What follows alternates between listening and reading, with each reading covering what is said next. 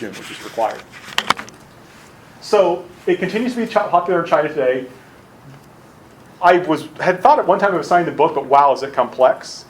And I thought I could make my main point through an excerpt, and I chose to give you the comic excerpt version, right? And this is a panel from the comic excerpt, so you can see what it is. And it will allow you to practice your Chinese, and Tianyu things will be a little easier on you, right? Because it includes the Chinese as well as the English, but you can kind of compare them should you so choose.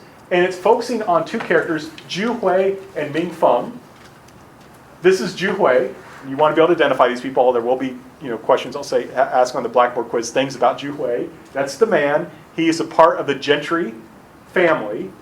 That's Ming Fung. She is a serving girl / slave, right? And one question I want to ask people, is this woman a serving girl or is she a slave? Right, as you read this. Right, that's something to think about as What's you read the this. difference first before? Well, that goes to the idea of how you define slavery. So I don't want to give you a definition of slavery yet, but I want you just to think about this. Is this woman a free person who's just a servant, or is she like a slave? And this is important for understanding the Chinese social system at the time. Like I said, this is a work of social critique, so I want you to catch what is being criticized and how. And one thing I think is interesting is what can be criticized about the critique. I think one way to think of this, Ba Jin's trying to be a feminist and failing.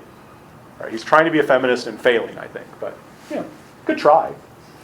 So any questions there before we continue on and actually begin section 7? So he done this in 1931? It's published in 31, yes. Okay. But he's coming out of that generation of May 4th, even though that's 1919. He's still considered one of those people. So would he have heard about the voting rights here in America? Probably, maybe that would also influence his. It's possible. I'm not sure. It's a good question. So moving on then to section 7, the rise of the nationalist state. So our objectives here, and notice that's capital N. Well, I guess it's title. Let me stress, even if it wasn't a title, it's to be capital N. I'm talking about a political party. Remember, Sun Yat-sen wanted one-party rule for a time? And his party is the Kuomintang, the Nationalist Party. So that is when I talk about that, I'm talking about a party state, a single party that controls the state. So our objectives here, more and more people agree that there's need to be change, but disagree over how much change, what sort of change, and who should bring that change. We're going to be looking especially about how the nationalists and the communists understand how China should change differently. And of course, they really disagree about who's going to be in charge. We'll examine how the nationalists gained power for a time and the type of change they sought to bring. We will explore the problems they and the rest of China faced. And we'll also try to examine how and why communism survived. One thing that's astounding is, the nationalists spent huge amounts of efforts and resources to try and crush communism. They got close at times, but communism kept coming back. Right? So we have to understand why that happened.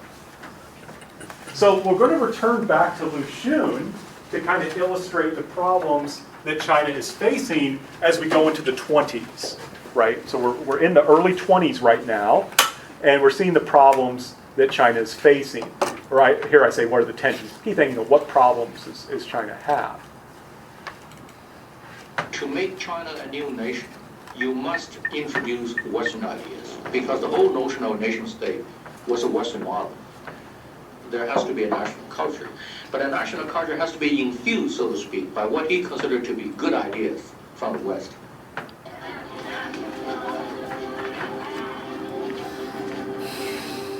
If the West was an inspiration, it was also a kind of nightmare.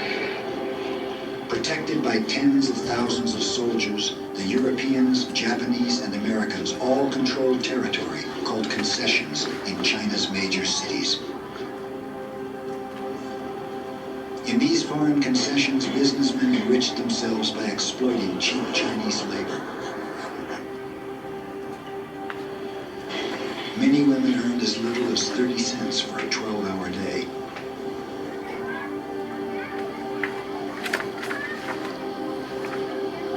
In silk factories, 12-year-old boys and girls used their bare hands to pull cocoons out of vats of boiling water.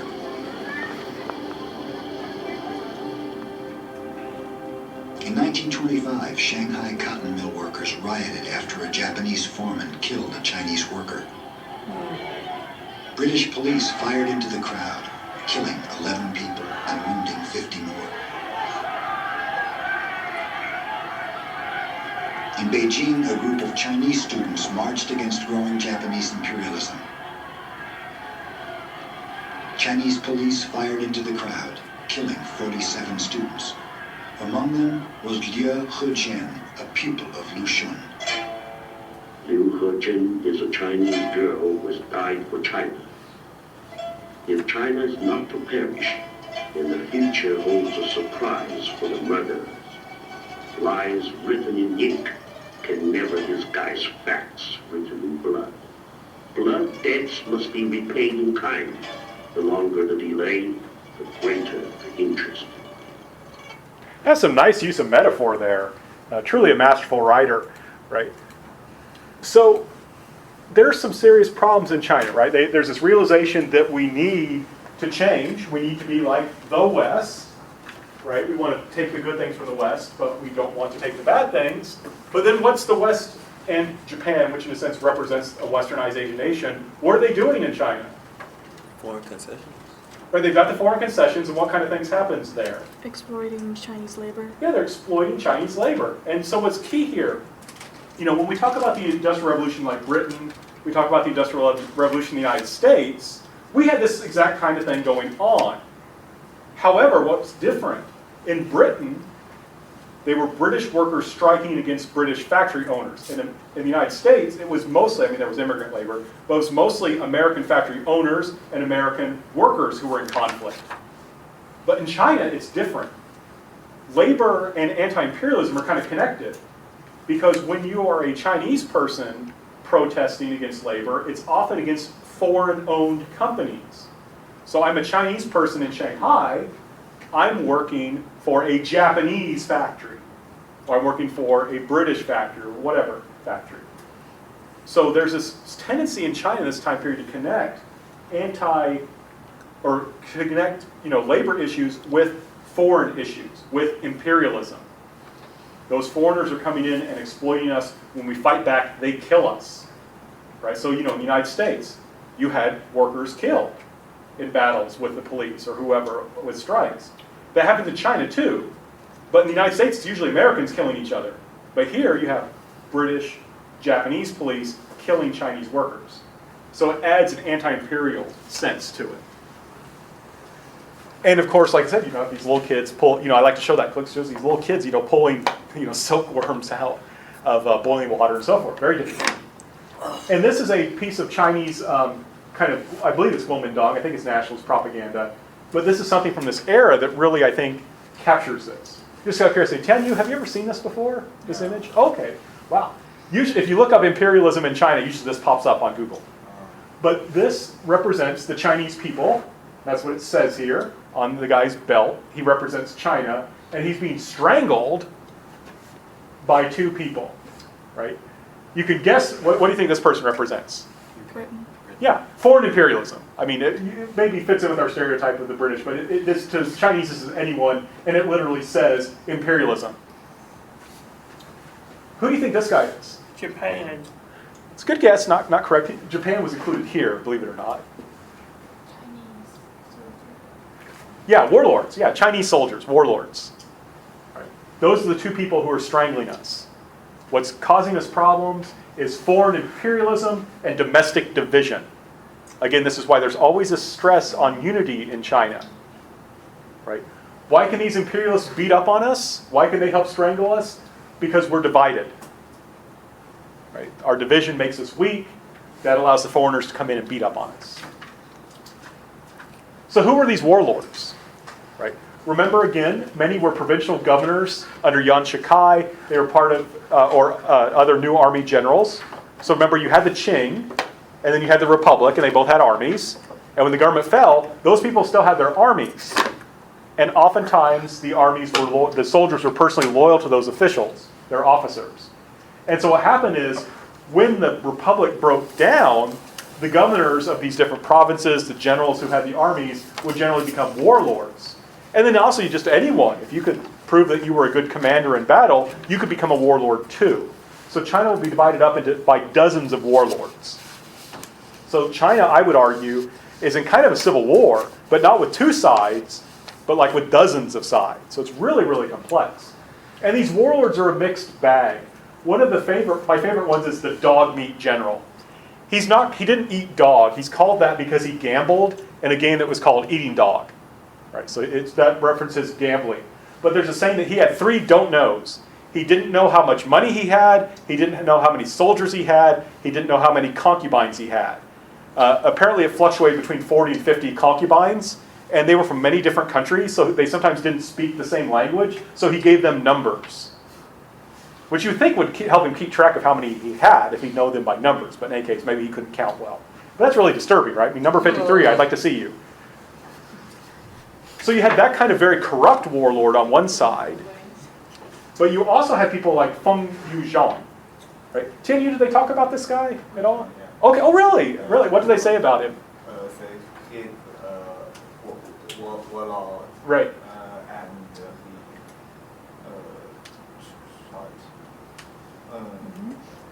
It's okay if you don't. I just curious. His big thing, he was one of these, he was very different from the dog meat general.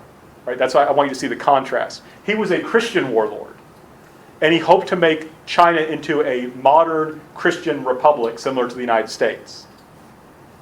He also wanted to be in charge, though, so he didn't always work with Sun Yat-sen, even though Sun Yat-sen had the same goals. Right? So he also wanted to be in charge. But he's known, he followed something similar to that whole, remember the New Life movement reading you had? That was strict about how you should dress and about being polite and so forth. He was similar to that. Like he wanted his troops to have good hygiene. And like I said, he was a Christian general. He was known for baptizing his soldiers with a fire hose. So he would tell his soldiers, you guys are all going to become Christians today. And then they would pull out the fire hose and hose them down as a baptism. I don't know if that counts as baptism, theologically speaking, but that's what he did. Right? So he was someone who was a serious reformer. So you had some warlords who just cared about power, about wealth, and you had others who were serious reformers. Chris? Did you have any, like, in Tibet and Western China for the Muslims? They had their own, yeah. There were also warlords and other people who rose to power and governed during this time of division. They were focused on the minority group? I think so. And I have to stress, I don't know as much about them. But that's a good question.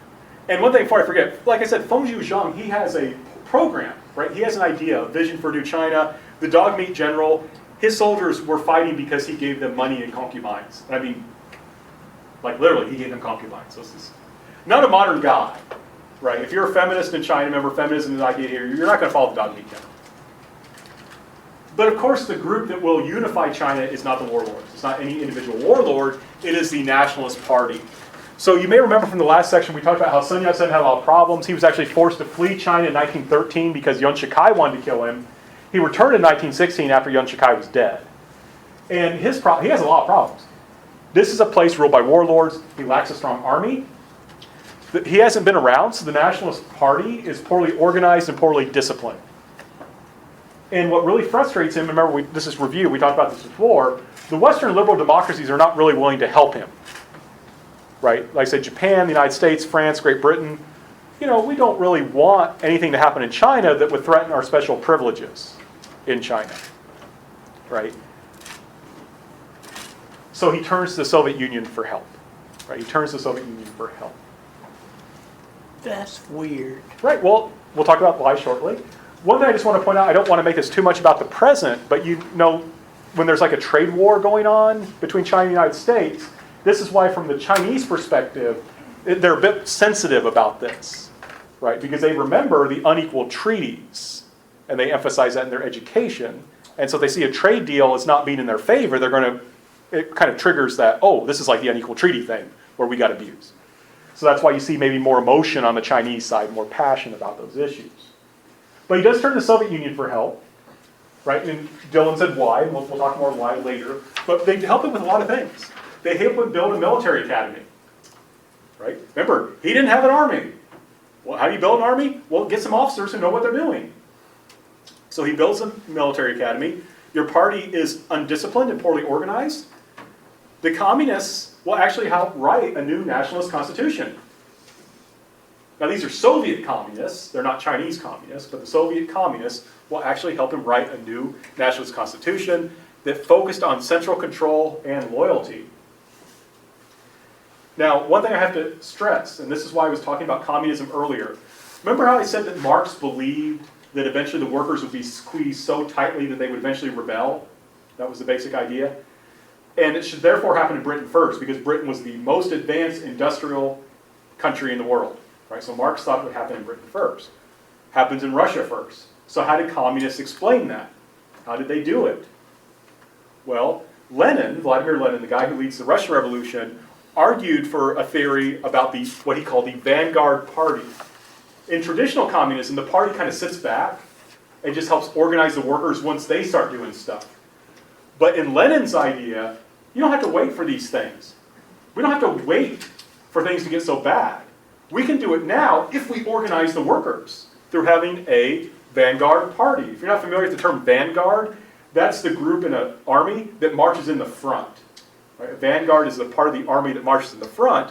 So rather than just waiting for the workers, let's really go out there and organize the workers and lead them in revolution. And that way, a country that's only semi-industrialized like Russia can have a Russian revolution. One thing I want to point out though, remember, in Russia they focus on the workers. In China they will focus on the peasants. Right? In Russia they're focusing on the workers. In China they will eventually focus on the peasants, and that's when the communists win. And also, remember we talked about Sun Yat-sen wants to form a one-party state for a period of tutelage before democracy. Sun Yat-sen is still committed to democracy, but the last democracy didn't work so well. Remember, the Republic of China fell apart. So he wants to form this party that can dominate the government and train, discipline, educate the Chinese people so they will be ready for democracy. Right? That's the basic idea. There's something deeply wrong with China. There's something wrong with our culture. But we need a strong, disciplined group of people who can transform China. And that's the Nationalist Party. The communists agree with a lot of this, except for which party should be in control. Right? There's a lot of overlap. Now this goes to kind of what Dylan was saying again. Sun does not like communism. Remember, Sun is not a communist. Instead, he supports what he calls the three people's principles: nationalism, democracy, which shouldn't surprise us, and something called people's livelihood, which is essentially a kind of socialism. Right? Remember, you can be a socialist and not be a communist. The example I like to give, I don't know if you know Green Bay Packers? You know who owns Green Bay Packers? The city of Green Bay owns Green Bay Packers. That's socialism, but on a very small local scale. That's why they don't leave Green Bay. They would totally leave Green Bay, right? Because they make a lot more money elsewhere, but the city owns them and will never let it happen. That's a kind of socialism. That's certainly not communism, though. Right? There's different kinds of socialism. And he was a socialist. And his argument was, if we just bring in like free capitalism in China, we're a poor country, we'll get eaten alive. Right? We'll get eaten alive. And you can see here again, and I because of current day issues, I'm not going to give you my opinion on things, but I do want to try and explain things. This is in China, there's a stronger tradition of the government and the economy working together. Right? That makes a lot more sense to the Chinese than it does to Americans. And of course, as we watched in the video clip earlier, he's becoming increasingly anti-imperialist. He thinks imperialism is terrible, and he works with the Soviet Union because they're the only country that will help them, and they're officially anti-imperialist. Now, why would the communists do this? I mean, they've got their own party. Why not just have a communist party? For several reasons. Remember how I said that Marxism is like steps on a staircase? You go through different stages of history. Well, we're just at that stage of history. China is not yet ready for a communist revolution. They don't have enough workers. They don't have enough workers to have a communist revolution. Remember, in the Soviet Union, even though they had a vanguard party, they didn't organize the peasants, they organized the workers. And so communists in the Soviet Union said, China's not ready. So the communists in China should work with revolutionary forces now, because eventually that will lead to a stage where China's ready to become communist. Right? China, in a sense, needs to be capitalist before it becomes communist. We're not capitalist enough yet. Right? So we'll work with the nationalists.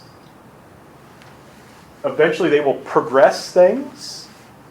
And we'll get to the point then where eventually we can become communist.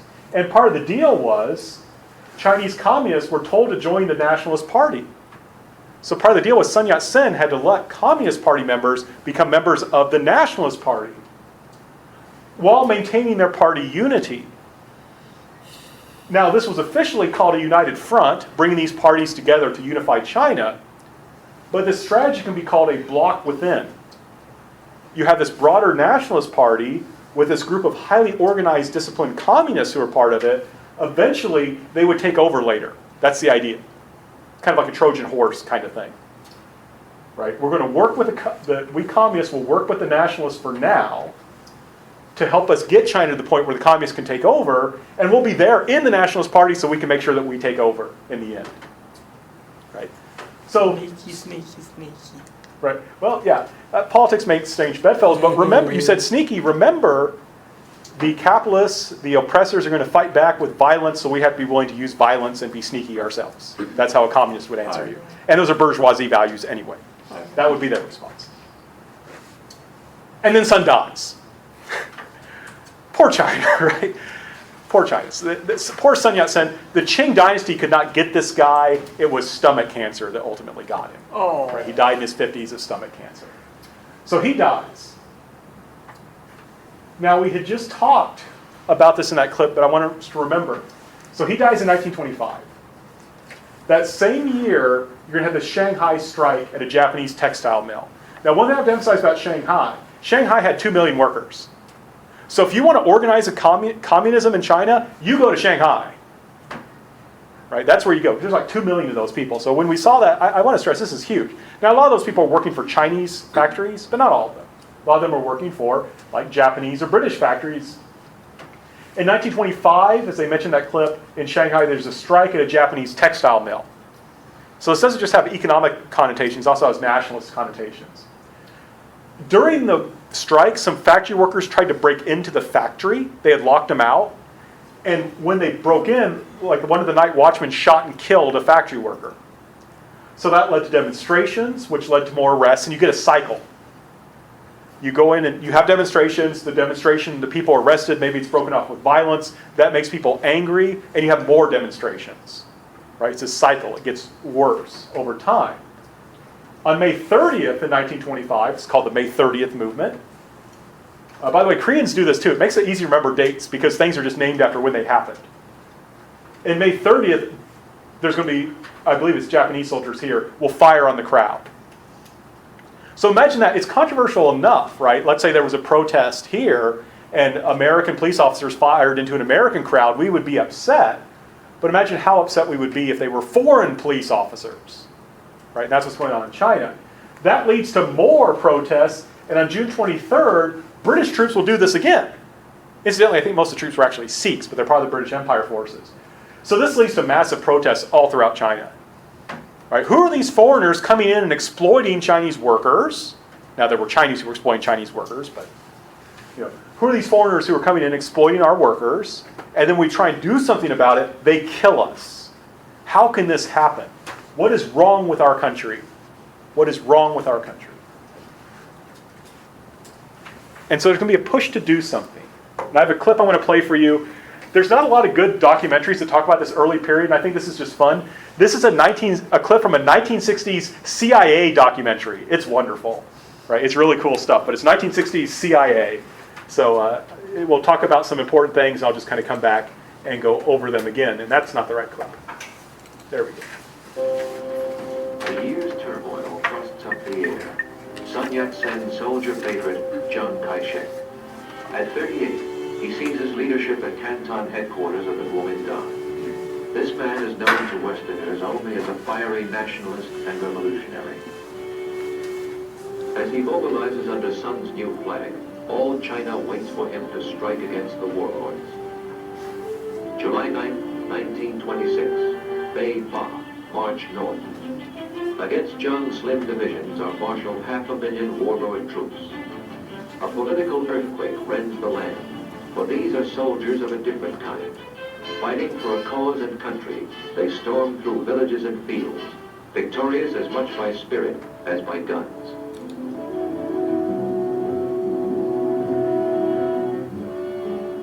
Accompanied by Borodin, a Russian staff, their wives, Jiang's headquarters pushes north by train.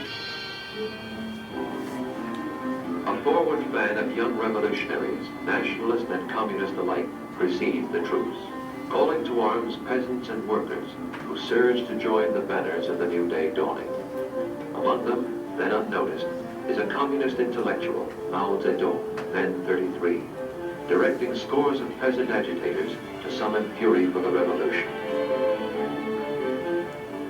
By fall, they take Hankow. The nationalist revolution moves its capital there, and then exultantly raids the British concession, burns down foreign buildings, tears down foreign flags. The tide rolls on, from Hankow down the river.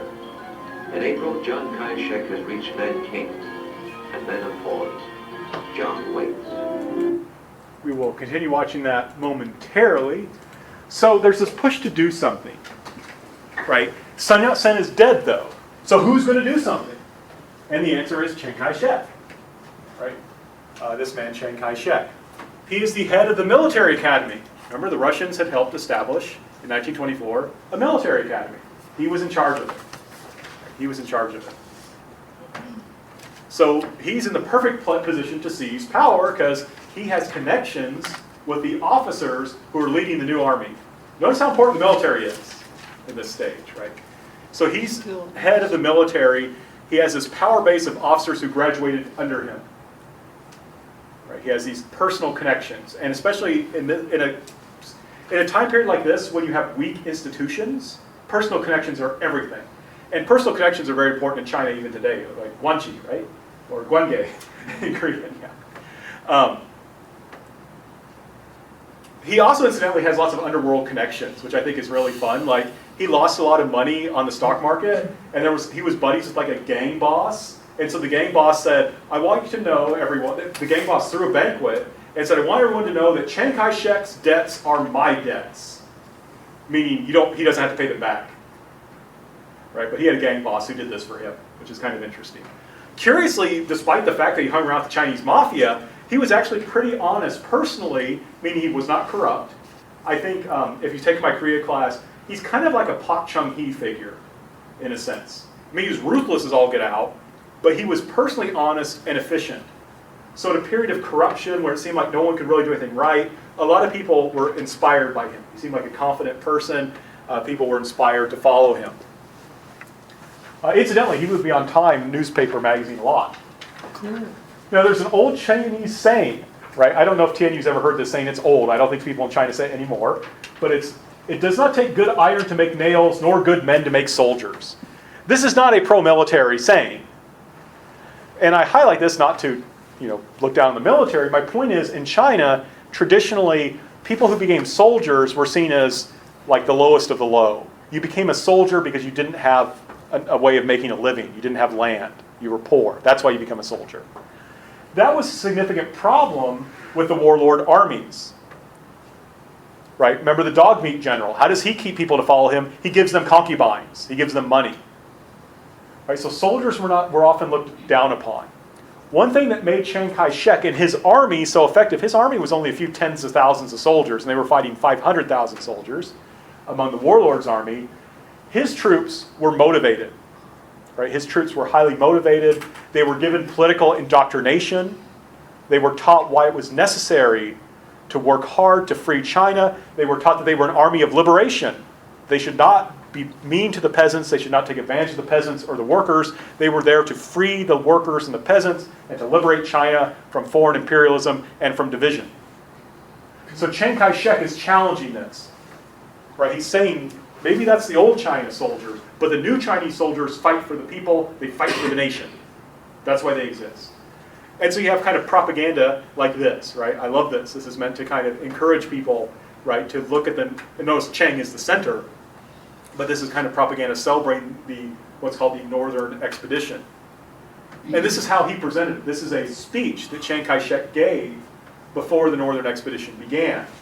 Right? The importance of this fight is not only that it will decide the fate of the warlords, remember the two guys strangling the Chinese people, but whether or not the Chinese nation and race can restore their freedom and independence hangs in the balance. In other words, it is a struggle between the nation and the warlords, between the revolution and the anti-revolutionaries, between the three people's principles of Sun Yat-sen, right, we talked about those, and imperialism. All are to be decided now in this time of battle so as to restore independence and freedom to our Chinese race. So we are not fighting simply for money. We're not fighting for concubines or anything like that. We're fighting for a free and independent and strong China. And the guys who do the fighting believe in this. And if you've got people who believe in what they're fighting for and people who are fighting to get money, you know who's going to win, especially if they have even wealth. Remember, these guys are trained. They had good communist training. The Soviet Union had won the Civil War that it was fighting. So Chiang Kai-shek's army knows what it's doing. Right. So the warlord armies are often motivated just by wealth, by a desire for power. Chiang's army, even though it's small, is motivated by a desire to free China. Right? We want to form an independent and free China. Now, that video clip did emphasize, though, some problems he faces, right? One of the big ones that I want to emphasize is division within the Nationalist Party. Remember, the communists are allowed in the party. So Mao Zedong was a part of this northern advance, and he was organizing peasants, telling them they would be liberated. So you had large parts of this northern advance that was made up of communists who envisioned a communist China. And then you had others, like Chiang Kai-shek, who were opposed to communism. We'll talk about this momentarily, but Chiang Kai-shek was an extraordinarily anti-communist person. He hated communism. Absolutely hated it. So he has this problem. He's leading the Nationalist Party, but there's essentially two nationalist parties. And there's actually debate even, like it's confusing because there's the communists who are nationalists, there's left-wing nationalists, and there's right-wing nationalists. So he's in charge of a divided party that's engaging this military expedition. The other problem he faces is this. The expedition is successful to a certain degree. It achieves what I would call limited unification. Sometimes people will say he reunified China. I like to focus on this idea of limited unification. So you can see here, I'll turn off the light so you can hopefully see a little bit better. Remember, Chiang Kai-shek, by the way, and Sun Yat-sen are both Cantonese. They're not from the north, they're from the south. They're from Guangdong area and Guangzhou. So that was his power base, and that's why it's called the Northern Expedition, because they're marching north. You can see their armies marching north, and they get all the way to Beijing, but that's it. They don't go out here and conquer the western part of China. They don't go up here and conquer Manchuria. Instead, what they do is they make deals with warlords. If the warlords accept the nationalists and nationalist rule, they're allowed to surrender and become a part of the nationalist government, and they get to keep their armies. Right? So this is a limited unification. It's true, Chiang Kai-shek smashes anyone who opposes him, and because a lot of people will surrender, but they just become part of the Republic of China and are allowed to be like the government officials over there, and they're allowed to keep their armies. So for example, we'll talk a lot about the warlord of Manchuria later. He's just allowed to govern Manchuria how he wants to for the most part, and he gets to keep his own army. So this is a limited unification. And you may say, why would Chiang Kai-shek do that? The answer is simple. He didn't have enough troops. To conquer all of China, you need a huge army. His army wasn't big enough. He knew that he wouldn't be able to conquer all of it. Submission for now was enough. Once he got everyone to submit, later on he could expand his power. But for now, that's what he has to do. His army simply is not big enough to conquer the whole thing. This is enough for now. Okay. So now here's where things start to get really nasty, right? Revolution. If you study revolutions, one thing you'll notice is that revolutionaries often kill each other because they have very different visions of what the revolution was for. They work together when they're revolting against someone, but once the revolution has succeeded and they've defeated their common enemy, they turn on each other, and that's exactly what's going to happen in 1927. You're going to have a split between the communists and nationalists.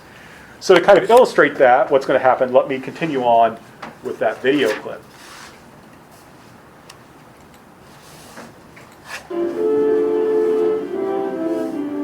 Upriver in Hankow, left-wing leaders of the Kuomintang no longer trust their army's leader at the front.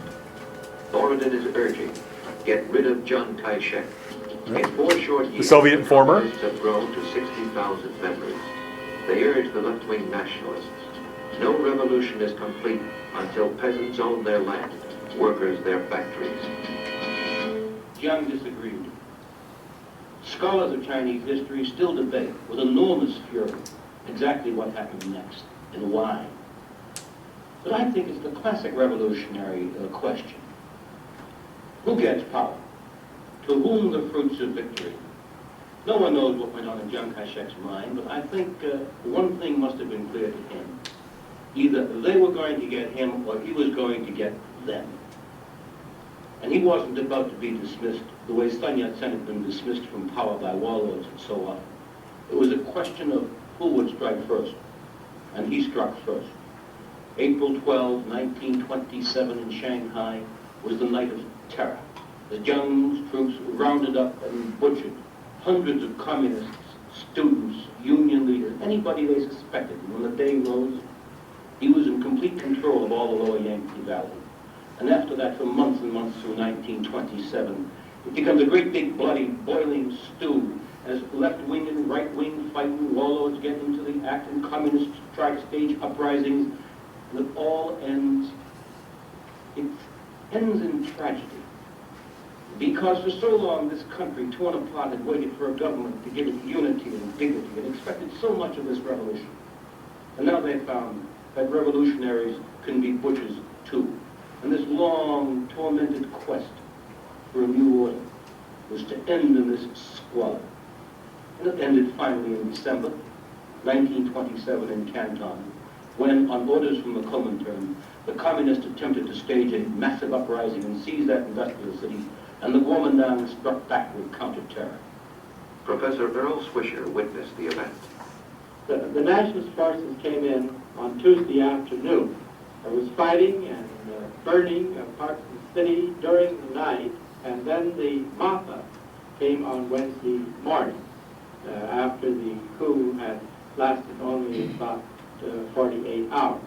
Identification of communists was a very simple matter.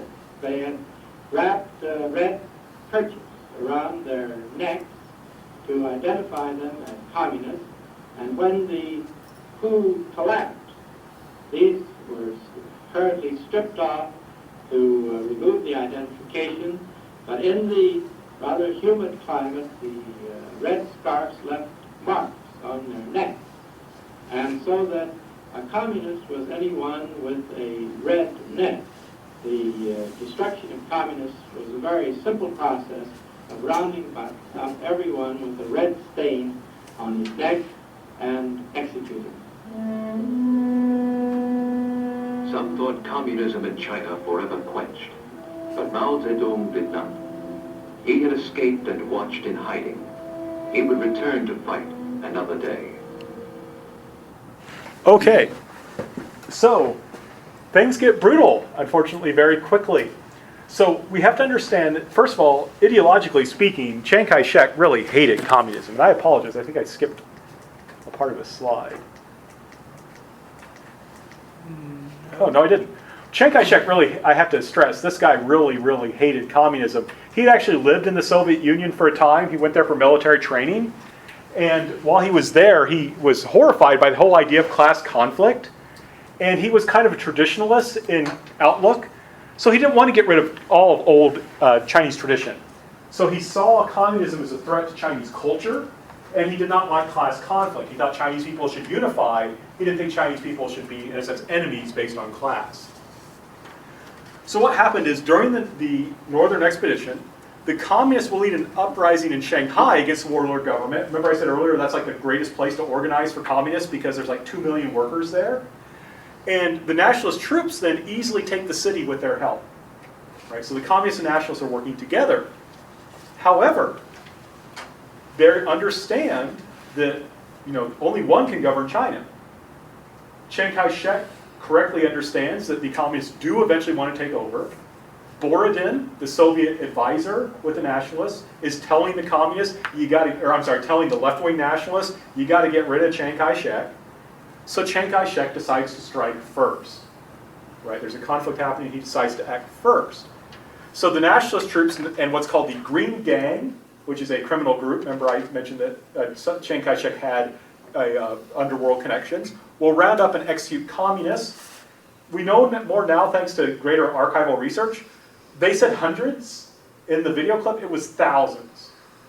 in the purges carried out by the nationalists against the communists and people sympathetic to the communists, anyone who was, kind of challenging nationalist ideas, there would be about 30,000 in total, about 4,000 communists. So this is serious stuff, right? This was a kind of massacre, and this was spread throughout the country, right? And they mentioned there that the communists tried to launch a rebellion against the nationalists in their home base down here in Guangzhou and Canton, and that led to more massacres, right? So we have a civil war now. We have a limited unification that ended a civil war of a dozen different groups fighting each other, all these warlords, but we just have a new civil war. It's just now it's between two sides. Right? It's between the nationalists and the communists. Right? We have a new civil war now between two sides. So it spreads, like I said, throughout the country. And to give you a sense of this, and I'm not trying to be shocking, we have to understand Chinese people are living through this. Mao Zedong lived through this. Right? He saw, again, remember how he tried to emphasize Mao Zedong saw the revolution, when you try to lead the revolution without strength, bad things happen. It happened again. Right? For him, it was like deja vu all over again, right? He saw this happen again. So this is a picture of Shanghai. These are suspected communists or anyone the nationalists don't trust being rounded up, being let off. And this is a man being executed in the street. Right? So they were literally just taking people out in the street and cutting off their heads. Right? And you think about this, there's all these people who see this kind of brutality. And you may say, some people may be like, oh, this is interesting. But when you're watching hundreds of people do this, it's no longer interesting, it's sickening.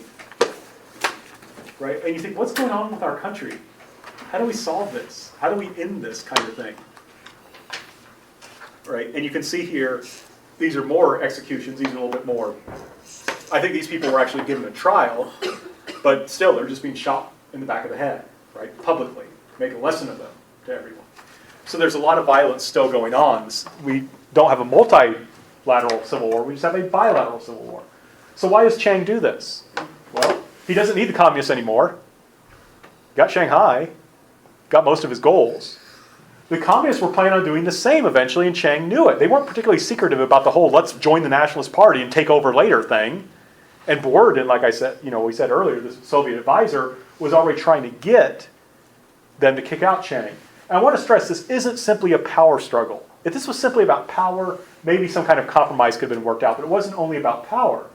Chiang had gone to Moscow to study. Right? Remember, they're looking to Soviet advisors. And he was horrified by class warfare. It didn't make sense to him. Right? Why should Chinese fight Chinese? Because we're different economic classes. He also saw communism as destructive to Chinese culture. Right? When you keep talking about new. He's like, what about the old?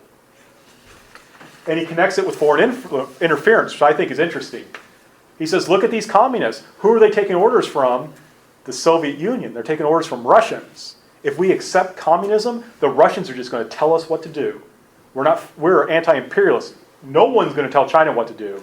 Certainly not this Borodin guy, and certainly not the Russians. Right? So he's anti-communist, and that just makes it even stronger. We'll stop there. We'll pick up. We've had enough death and bloodshed, so we'll pick up on Wednesday for the movie, and slightly less bloodshed, but still death. Lord. It never ends.